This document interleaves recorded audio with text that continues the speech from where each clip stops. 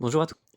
J'ai une vie personnelle ces derniers temps qui m'a appris beaucoup de choses et j'ai fait beaucoup de livres audio, pour m'informer, m'instruire et j'ai découvert un point commun qui m'a rapporté à d'anciens livres que j'avais lus quand j'étais ado et j'ai eu vraiment un déclic incroyable dans la tête. L'ampoule qui s'allume, donc je vais vous lire quelques points communs entre des grands personnages qui ont réussi. Je prétends pas qu'ils sont tous, incroyablement chrétiens ou autres, mais vous verrez qu'il y a des points communs assez bluffant et on finira avec une conclusion, on va rester à la fin, sur un livre que j'avais lu plus jeune, d'un homme d'affaires chrétien et ça relie tout, c'est incroyablement, magique. On va commencer avec évidemment Elon Musk. Elon Musk qui nous dit: «Au début, on n'avait pas d'argent», donc il parle de lui et son frère. «On dormait dans nos bureaux, on devait choisir entre un domicile ou un bureau. On a choisi le bureau et on dormait sur place». Ils prenaient une douche dans une auberge de jeunesse à côté et en fait, ils dormaient dans leur bureau. Il travaillait comme ça 7 jours sur 7. Notez que cet habitué est resté à Musk puisque aujourd'hui, il a pas de maison, il a un tout petit studio et il dort la plupart du temps dans les bureaux de SpaceX. Il revend donc sa première entreprise 340 millions de dollars et qu'est-ce que vous faites avec ça? Bah lui, il réinvestit tout. Comme au poker, il fait tapis à chaque fois. Alors déjà, prenez-moi quelqu'un dans la rue et demande-lui si il est capable de créer une entreprise. Pas beaucoup vont le faire. Ensuite, est-ce qu'il bossera 7 jours sur 7 en dormant dans son entreprise sans avoir de domicile? Pas sûr que beaucoup le feraient. Et une fois que tu lui offres au bout de quelques années 340 millions après avoir bossé comme un chien, qu'est-ce qu'il ferait? La plupart, encore une fois, ils reprendraient le confort. Mais pas lui. Lui, il prend ses 340 millions et il les réinvestit et il réouvre une deuxième entreprise. Alors en fait, il l'a pas vraiment ouverte, c'était PayPal notamment. Enfin, il en a ouvert une qui n'a pas très bien fonctionné. Il la fusionne avec PayPal. PayPal, il le revend 1,5 milliard. Et là encore, ça lui suffit pas. Bon, vous connaissez sûrement l'histoire. Il réinvestit à nouveau et il fait tapis dans Tesla. Mais là où ça devient intéressant, c'est ça. Et c'est ça qui va unir beaucoup de nos personnages qu'on va lire par la suite. En 2008, Tesla ne fonctionne pas du tout. Il a sorti son petit roadster décapotable qui est vendu très cher et qui n'intéresse pas grand monde. Et SpaceX, au sens littéral du terme, ne décolle pas du tout. Il fait exploser 3 fusées en l'air. Les comptes des sociétés sont totalement à sec. Il lui reste une semaine de cash. À cet instant, c'est le pire instant pour lui de sa vie. Il travaille, déjà c'est un gros bosseur, mais là il travaille 22 heures par jour. À part une petite sieste, il travaille tout le temps. Il dit lui-même qu'il va conserver à vie des séquelles de cet instant, puisqu'il a des séquelles sur son cœur et ses oreilles. Il lui reste un seul essai. Si le quatrième essai de la fusée ne fonctionne pas, il perd absolument tout. Sa femme se souvient d'une discussion un soir où il lui explique: «Bon bah chérie, on risque de tout perdre, mais je dois le faire. Et si ça échoue, bah écoute, on pourra peut-être dormir chez tes parents. On pourra aménager leur cave sous la maison et on pourra peut-être dormir là-bas avec les enfants». Plus tard, évidemment, elle va divorcer. Et là, sa quatrième fusée décolle et c'est un succès. Et qu'est-ce qui se passe? La NASA décroche le téléphone, l'appelle et lui décide de renflouer ses comptes avec un chèque de plus d'1 milliard, je crois. Donc, on est passé à une semaine de la ruine complète. Complète. Anthony Robbins. Je viens d'une famille très pauvre. À 23 ans, j'étais passé de 38 000 dollars à 1 million. Mais par la suite, durant une période, je travaillais 18 heures par jour et rien ne marchait. Et j'ai tout perdu financièrement. Il y avait même un ami qui me devait 1000 dollars et j'avais même plus de ses nouvelles. Il me restait donc 24 dollars en poche.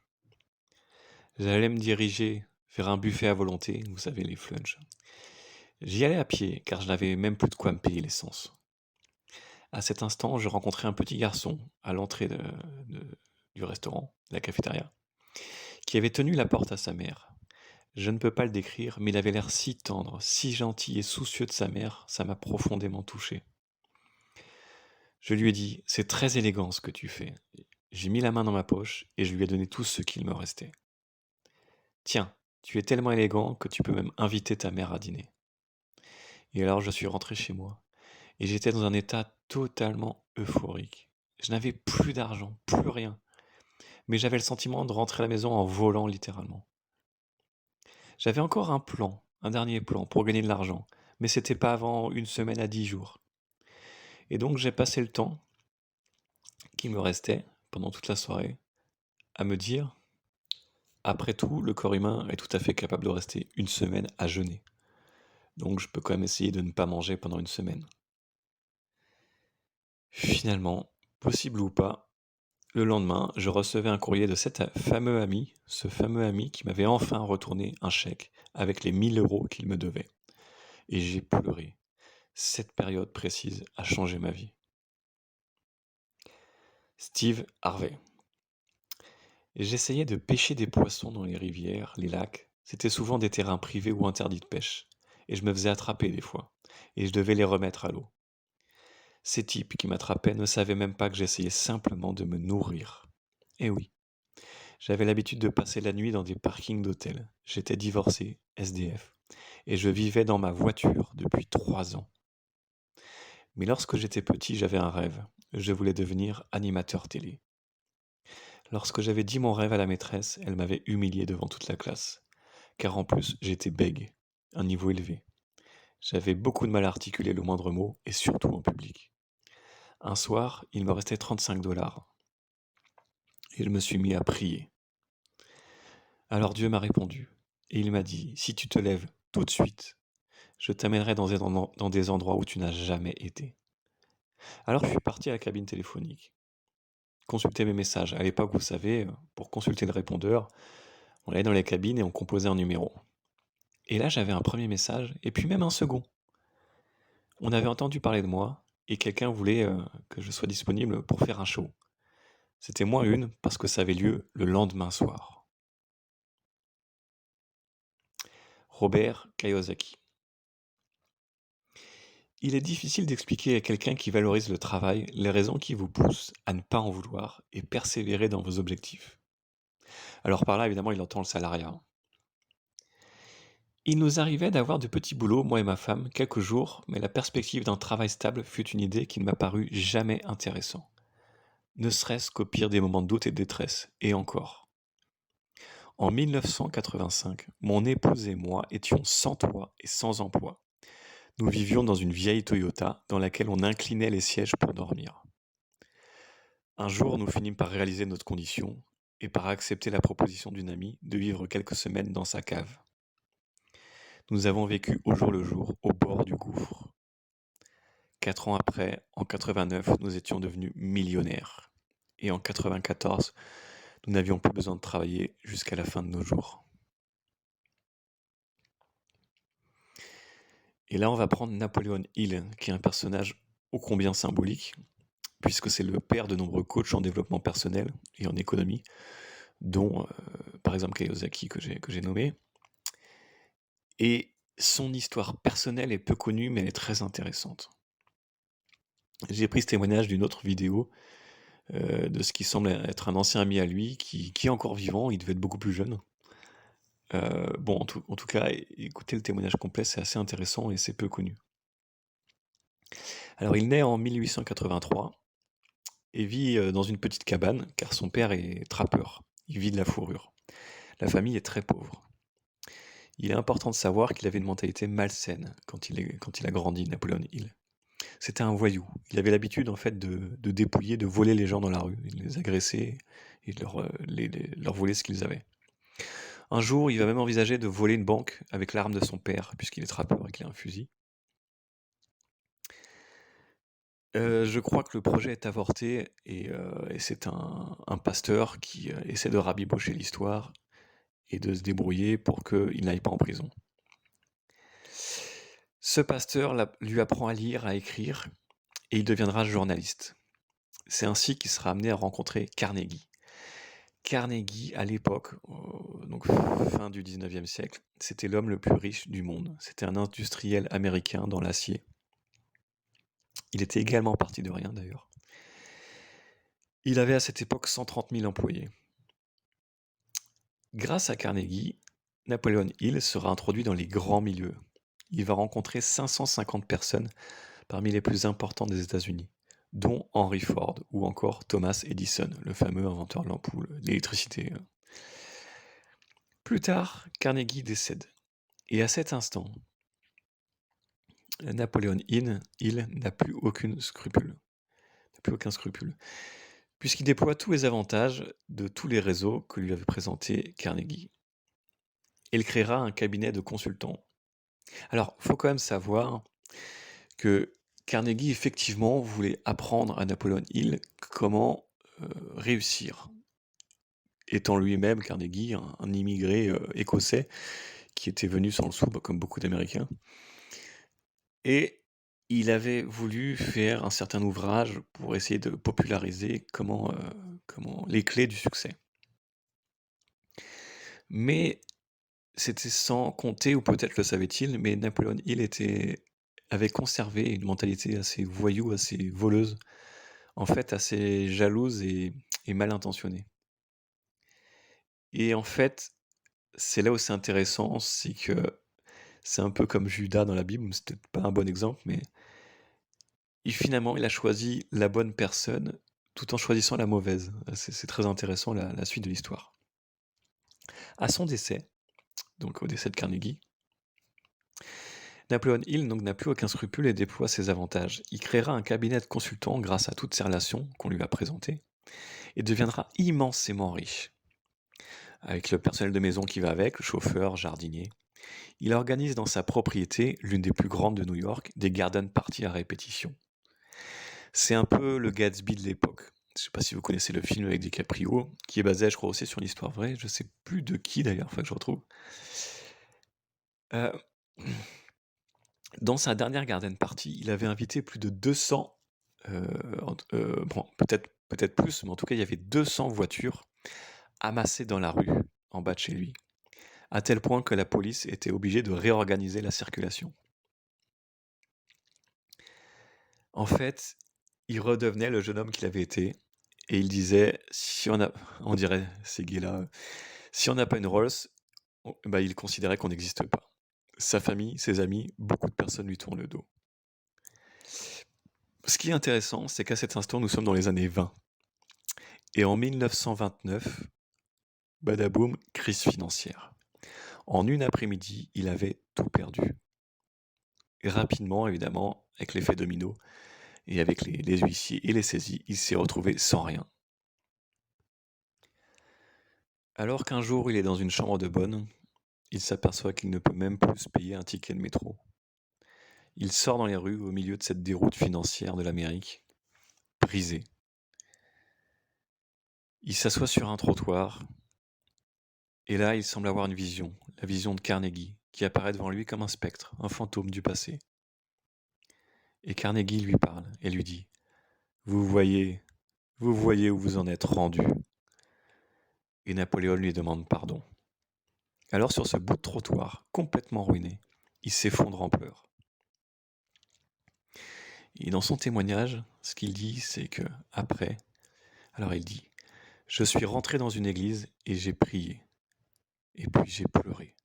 Et puis j'ai prié et pleuré et prié. Et alors une idée lui a traversé la tête. Une chose lumineuse. Il n'avait plus rien, mais il lui restait une salle que Carnegie lui avait mis à disposition gratuitement à vie. Il lui restait une salle pour réceptionner des gens. Il décide alors d'y faire des conférences. Il commence doucement avec 3-4 personnes, 5, puis 10, régulièrement, une fois par semaine, puis tous les jours. En 1937, cela aboutira à la publication de son ouvrage « Réfléchissez et devenez riche ». Il regagnera donc sa fortune. On estime qu'il avait à peu près entre 10 et 50 millions. Ça varie beaucoup selon les témoignages. Et puis évidemment, il faut faire le recalcul des dollars de l'époque et des dollars d'aujourd'hui. Alors il y avait aussi Richard Branson. Je vous avoue que j'ai pas voulu pousser plus que ça, mais je vous encourage à vous intéresser à son ouvrage, qui est aussi passionnant, et on voit toutes les faillites, enfin les débuts de faillite, les problèmes, vraiment. Il s'est surpassé déjà, il avait battu des records, parce que je vous dis ça, j'ai lu le livre il y a plus de 10 ans. Il avait battu des records dans les montgolfières, dans les bateaux, et évidemment, Virgin Music, il avait créé une maison de production musicale. Et puis il s'est mis à délirer, à dire tiens, je vais créer une compagnie d'aviation, alors qu'il n'y connaissait rien. Et puis il a créé une compagnie d'aviation. Enfin, il se surpassait sans arrêt.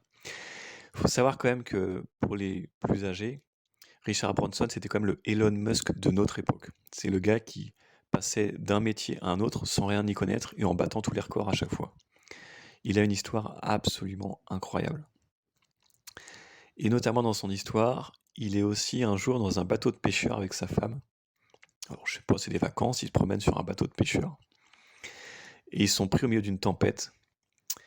Et sa femme et lui ont l'intuition de sauter du bateau de pêcheurs dans la tempête. Et donc ils en parlent, et les pêcheurs leur disent mais vous êtes fous, c'est vrai, on risque notre vie, mais si vous sautez là dans la mer, maintenant en plein milieu de la tempête, vous êtes sûr de mourir. Et lui et sa femme, ils continuent d'avoir cette intuition, non, non, il faut qu'on saute, il faut qu'on saute. Sa femme était une très bonne nageuse, elle faisait la natation professionnelle. Lui, plus nageur lambda, et donc ils lui ont laissé, je crois, un gilet de sauvetage ou une planche de bois, quelque chose comme ça. Ils sautent tous les deux. Ils arrivent sains et saufs sur le rivage, ils vont chercher des secours. Les secours veulent aller chercher le bateau de pêcheurs, ils ne l'ont jamais retrouvé. Qu'est-ce qui a fait qu'il y a eu une intuition qui est rentrée dans lui et sa femme qui leur ont dit de partir? Et alors que les expérimentés, les pêcheurs, leur ont dit de ne pas partir. Voilà, ça c'est une histoire parmi d'autres, mais c'est que des rebondissements comme ça sans cesse, la vie de Richard Branson. C'est incroyable. Alors j'ai bien conscience qu'il y a ce qu'on appelle du storytelling, j'ai bien conscience qu'on peut certainement embellir certaines affaires de la vie dans ce genre de témoignages, mais c'est quand même trop. C'est trop, il y en a trop aussi des témoignages comme ça pour passer à côté, quoi.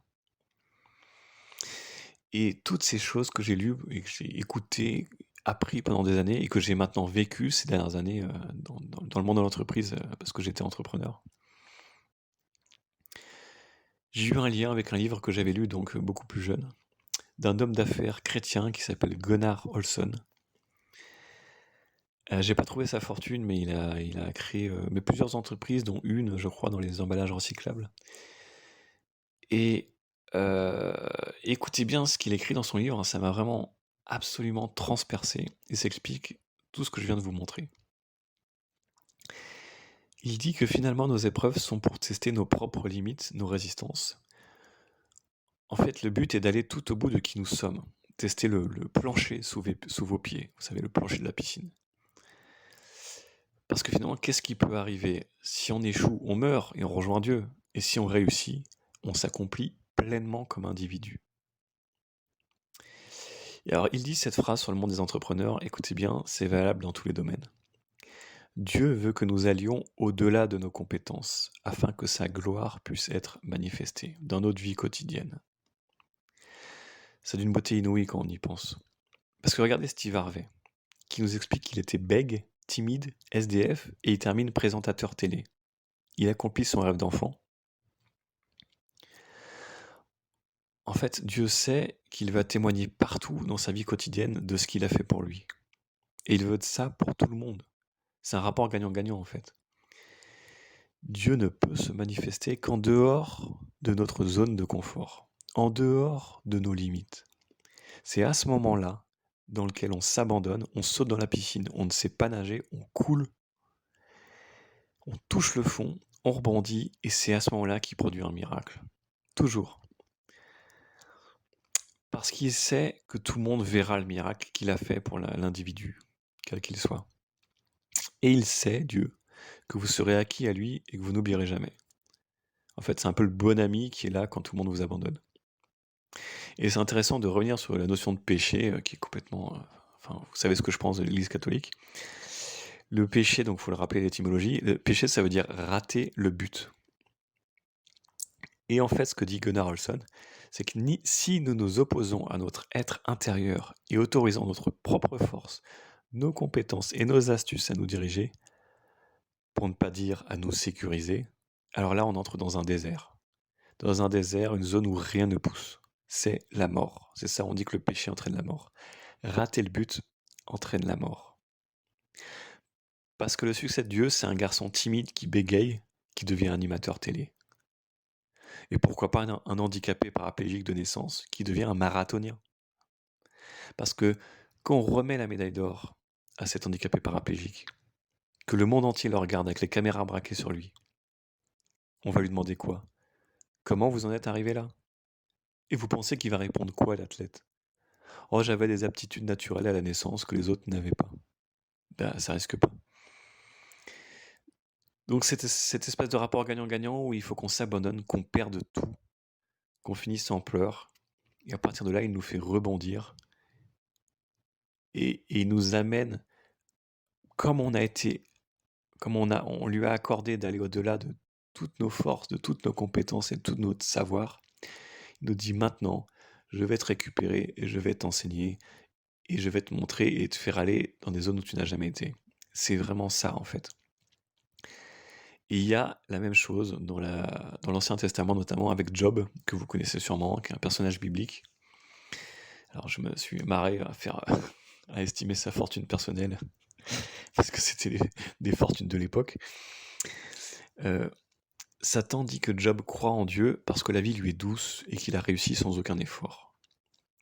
Et Satan dit à Dieu, mais attends, mais si la vie lui était affligeante, qu'il perdait tout, il pourrait pas continuer de t'aimer et de croire en toi. Alors Dieu montre à Satan que même malgré les pires horreurs, Job restera fidèle. Effectivement, c'est ce qui se produit. Et à la fin, quand Job touche le fond, qui rebondit, là, Dieu produit un miracle. Et il lui donne, il le bénit, et il lui donne beaucoup plus que tout ce qu'il avait avant de tout perdre. Et c'est vraiment l'histoire de beaucoup de ces entrepreneurs quand même.